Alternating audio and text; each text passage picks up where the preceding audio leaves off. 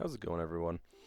I thought today we would do a video on some advanced features in Tinkercad that can make your life a whole lot easier when you're first starting out.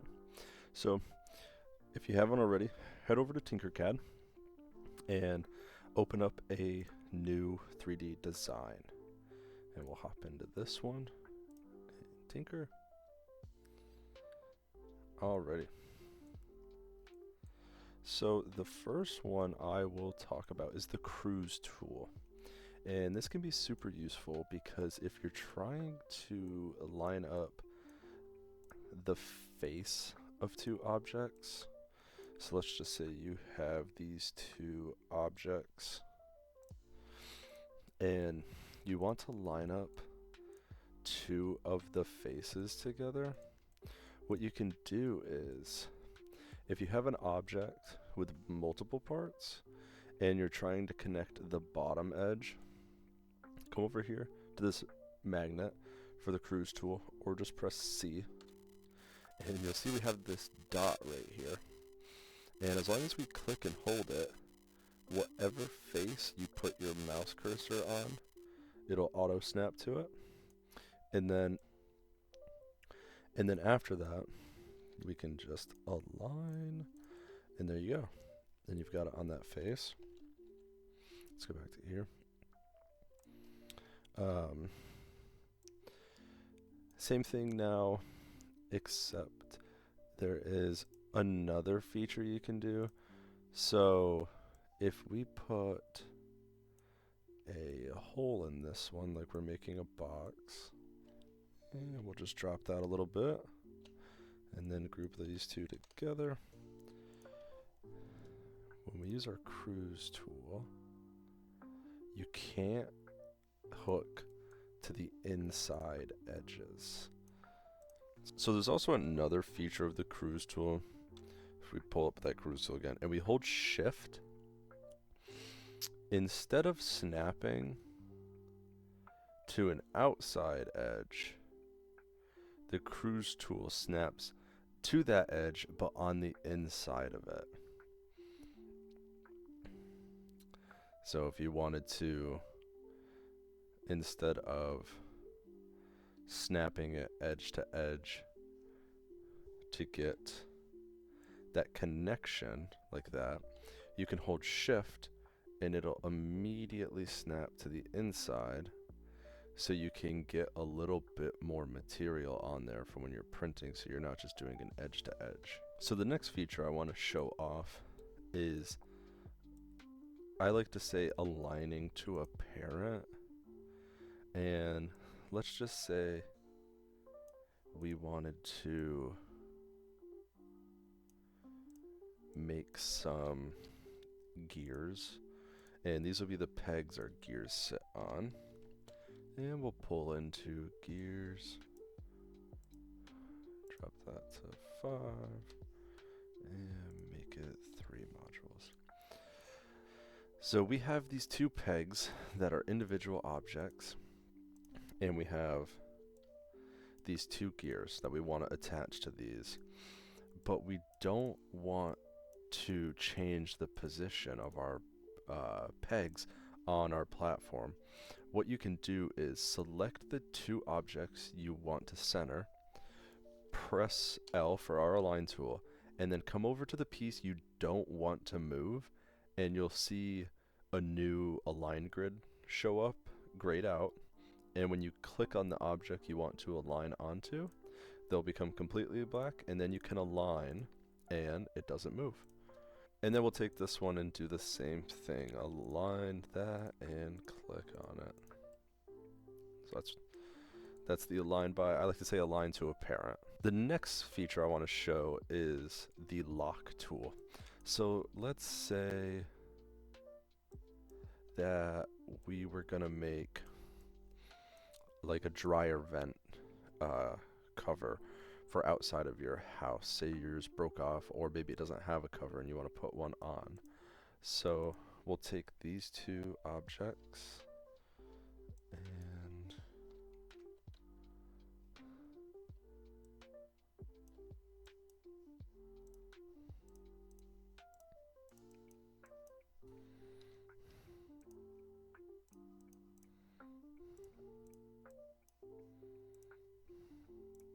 Alrighty. Actually, we don't want to group that. Yeah.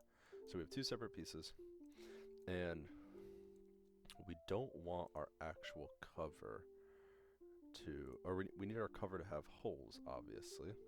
So a great pattern is a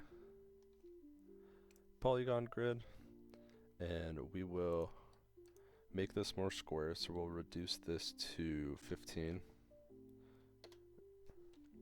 Actually, we need to shift click it with a 15. We'll have to get rid of our ruler, so we can do that. Shift click, 15.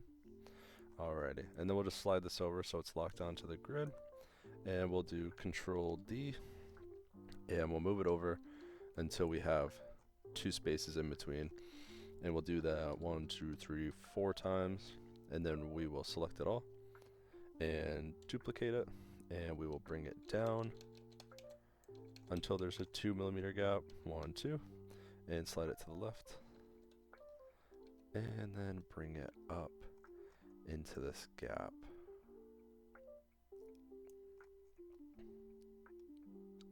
Like that, and Control D, Control D, Control D, Control D, and then we will move this real quick, highlight everything, and center it on this. Actually, we need to group these together so they don't combine. Group all that, then align everything. Boom, boom. Alrighty, and we obviously don't want the grate pattern around the edge of our lid. So what we're going to do is we're actually going to lock it, and when we select everything and combine it, you won't have any of those cutouts in that locked shape. So just remember, if you're ever wanting to put holes in something like a desk organizer or something like that, and there's a piece you don't want to have holes, just lock it and then group it onto the other shape, and then group everything afterwards. The next item we're going to talk about is the ISO thread tool. Just type in IS, will be the second one that pops up. And I know I just did a video on this, but never hurts to do things more than once. We'll change up the rotations to 20 and change our pitch to 2 to make it a little bit thicker. And then we're just going to drop in our shape that we want to have female threads. We'll just do a cube real quick and select your thread and duplicate it, and then slide it over and align it on our box, and then make our box a little bit bigger so it fits. And then take your thread, make it a hole, and combine those, and then come back over to our thread, and what we are going to do is change the thread scale on our actual piece that's going to be a bolt, and change it from 1 to 0.8, and that is going to make this little tip, it's going to make that a little bit thinner so that it has some wiggle room in between these threads to actually screw in. Otherwise it will be a perfect fit and it actually won't go in because it'll be exactly the same size as each other. So this is all about tolerance. Just make sure, change that thread scale to 0.8 and they'll screw in perfectly. If they don't, maybe do a couple tests on your first time. The next tool I want to talk about is the Revolve sketch tool to make custom shapes, and the way it works is you just draw half of it. So one shape we can make is like a chalice, like that.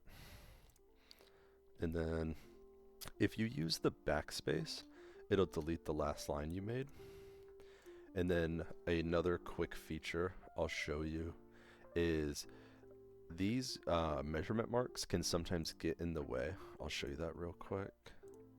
So if you're going like this, of course it's not going to do it now. 2 bars outside of an arrow, that'll delete your measurements. So you can just turn that back on after you place it, and if you have to place here, just click that and it'll disappear so you can place it. And then the other feature is if you do multiple objects, it'll let you select it by highlighting it. And then if you click this arrow with the like half circle on it, it'll give you point by point, so you can edit these sizes if you need to. And you can also mess around with some of these controllers down here. If you do the change to smooth one, this will make it so you have to manipulate both sides. If you click on change brake handles, you can actually mess with both of these. So you can curve one and leave the other straight, or curve it in a different direction. And then you have change to corner. So if it was curved, you can bring it back to straight. And then we just finish. And now we have a chalice. And so that's a pretty cool feature. You can find some interesting uses for that. Definitely a very useful tool to know how to use. The next tool is one that's going to come in handy quite a bit if you're doing like triangular supports and things like that, where you need to have bent rectangles and things like that. And then once you bend it, if it's not the right size, well, if you try to scale it, it's going to scale really weird and not keep its shape. You're going to press W, and that will let you set a custom work plane. So if you need to increase the height on the top, you just do that, and now you can. And if you ever need to return to the normal work plane, you just press W again and click the bottom work plane.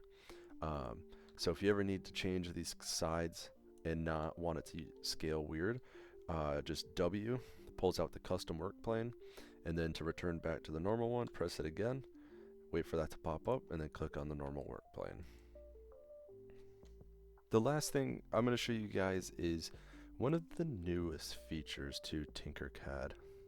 So we're just going to do a quick design.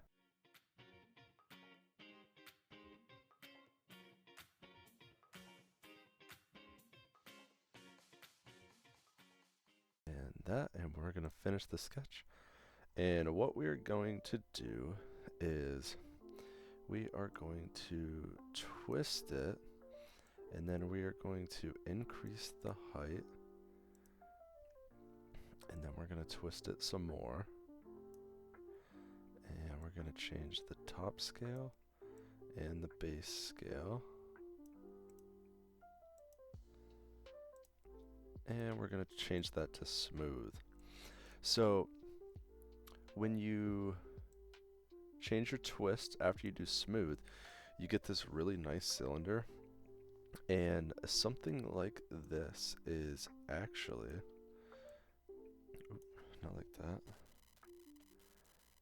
is exactly what you can do, and we'll duplicate our spiral and make one of them a hole and align it on this cone, and then we will just raise, well actually change the scale to 180 by 180 and get rid of this and reduplicate it. Make it a hole, then align like that, and then we'll just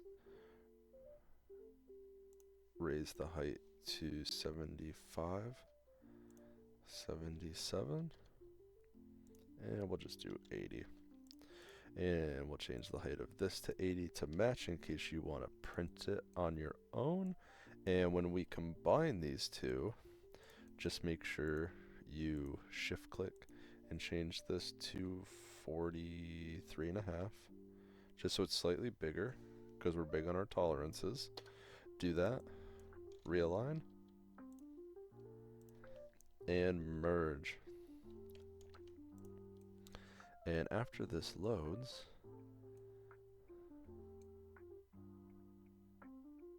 now that it's loaded, you can see we have a familiar object of those fidget toys that you can just slide in and out of. And those are super easy to make now on your own. Don't need to go to any websites and download them. You can use that as first print. That's a great first print if you're just getting into 3D printing. Yeah, that's one of the newest tools, the revolve or the twist your sketch.